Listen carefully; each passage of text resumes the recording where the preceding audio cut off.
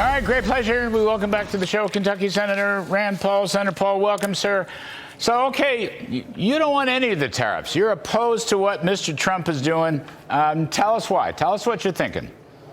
Well, you know, I'm kind of old-fashioned, Larry. I don't like taxes, and I don't want more of them. I also think that if you tax something, you get less of it. And I don't want less trade. I want more trade. There's a fundamental argument we have to have in this country. Is trade good or bad? The president and his counselors seem to think that in trade, someone gets ripped off.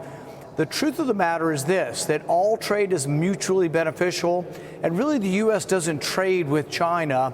You trade with Walmart. So when I go to Walmart, if I pay $10 for a shirt, I want that shirt and they want my $10. And we both go away from the deal having succeeded. We mutually benefited. That's the only reason trade happens. And then if you add it all up and say, oh, China's ripping us off, it makes no sense. Trade deficits are not real accounting. It's a fake accounting, and it doesn't mean anything. What means something is if you look at trade deficits in proportional to prosperity, the higher the trade deficits, the more prosperity. The lower the trade deficits, the less prosperity. We get a reduction in trade deficits when we go into a recession. We get an expansion of trade deficits when we're in a boom. So really nothing about a trade deficit gives any real useful instruction to the economy. Well, actually, I don't know whether you're surprised or not, but I agree with you about trade deficits. Actually, I've been riffing about it on the show. That's, I think, a lousy benchmark. But, Senator, what do? There are unfair trading practices, and there are markets that are closed to us. And Mr. Trump, you know, you can agree or disagree with his tactics and so forth. But the reality is he's trying to open markets and he's trying to use reciprocal tariffs. He would like to have tariff rates on both sides come down to zero. He'd like to have foster a position where non-tariff barriers would come down to zero. And the United States, you know, we've been at the short end of that stick for a long time. The World Trade Organization opposes us. China has been very bad. In other words, this is the best way, it seems to me, to get freer trade is what Mr. Trump is trying to achieve. Maybe. I think that tariffs are great as long as you don't enact them. As long as they're never law and you only use them as a threat and you negotiate lower tariffs, they would be wonderful. They would be like manna. But what you're seeing right now is a world scared to death of a tariff war. You saw $6.4 trillion in wealth lost. I think it's up to $6.6 trillion, including today. A lot of wealth was lost. And this isn't me saying this. This isn't a Republican saying this. This is millions of investors out there. This is the marketplace. The marketplace has millions of people interacting every day, and they all said, holy crap, this is a terrible idea. I mean, look, a 50% tax on shoes in Vietnam, you think we're going to start making shoes in the U.S.?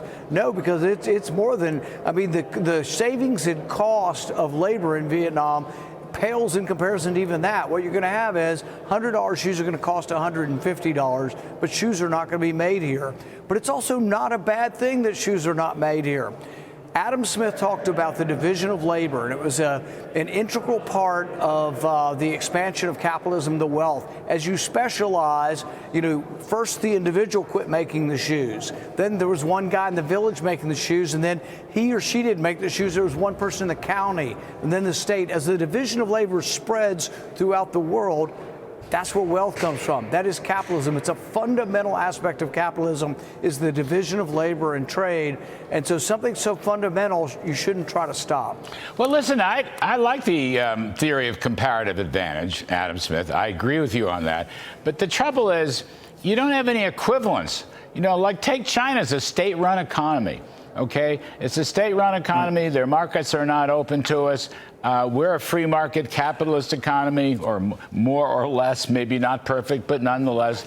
Same with Vietnam, same with a lot of these. In other words, here, let me put it to you differently. Suppose Mr. Trump comes away in the next month or two with 4 or 5 pretty good deals. Japan, India, South Korea, for example, allies of ours, Taiwan, and everyone's lowering their tariff rates. Would you change your mind? I'll be the first to compliment him. I like Donald Trump. I support him. I'll be the first to compliment him if that happens. But here's what I'll say about fair trade. Fair trade is like trade deficits in that you're comparing the U.S. to China or the U.S. to Canada. That's not the trade. Unfair trades never happen. The only trade that ever occurs anywhere in the economy is mutually beneficial trade. So what you do is you have millions of Americans go to Walmart and buy stuff from Walmart because they like the quality and the price. It just so happens it's from China, and then you measure China and you say, China's terrible, they're communists, that's right. They don't have free speech, that's right. They subsidize their industry, that's right. But nobody traded with China. Somebody went to Walmart and bought the least expensive thing, but they're richer. So if they bought a TV for $500 and the American TV was $800, they saved $300. What you're doing is you're telling average ordinary people they're going to be $300 less rich, and they'll have $300 less worth of stuff by this tax. You're right. If you just say, is it fair or unfair? You're right. I've written books about communism and the case against socialism, and I wrote a book about COVID and what the Chinese did to cover up. No love lost for the Chinese Communist government, and yet trade isn't about, we don't trade with their government. We go to Walmart or Target and we buy stuff, or we buy a car. We don't buy anything from China. We just go to the store and we buy what is least expensive, and we get to keep the savings. If you put a tax on that, we'll all be poorer. That's just a simple fact of it.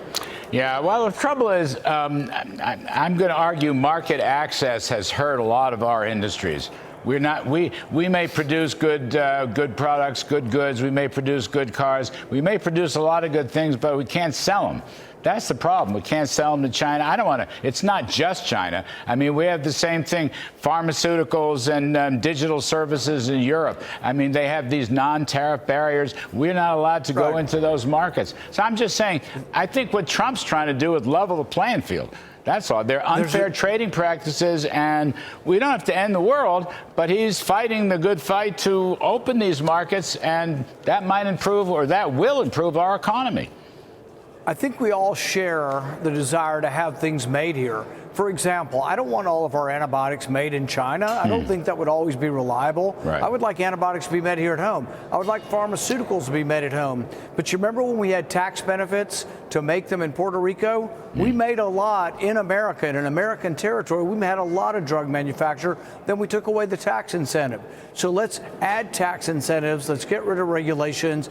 We have smart workers. We have the best workers. We can make stuff in America, but if you put tariffs, you'll have less trade, and tariffs are a tax. Conservatives have to remember, we're not for more taxes, we're for less taxes. Yes. Larry. We want lower taxes. I want lower taxes. Rand, I couldn't agree with you more. And I know Trump does too, and that's why you were going soft on him, at least for a while. Last 30, 40 seconds, sir. My one big beautiful bill that has tax cuts in it, how's that looking? I just got 30 seconds. I think there's a chance we're going to make the tax cuts permanent. I'm all for that. Wow. The more permanent, the better, and the sooner the better. You're right, because the tariffs are roiling the markets. But if we could reassure the markets with permanent rates. Now, there are rumors coming out that some in the Trump administration are okay with the high rates going up. I'm not for any rates going up. I don't want poor people to pay taxes, middle-income people, or rich people. I'm for lower taxes. Amen. Amen. Amen. Senator Rand Paul, you're terrific. Thank you, sir. We appreciate it.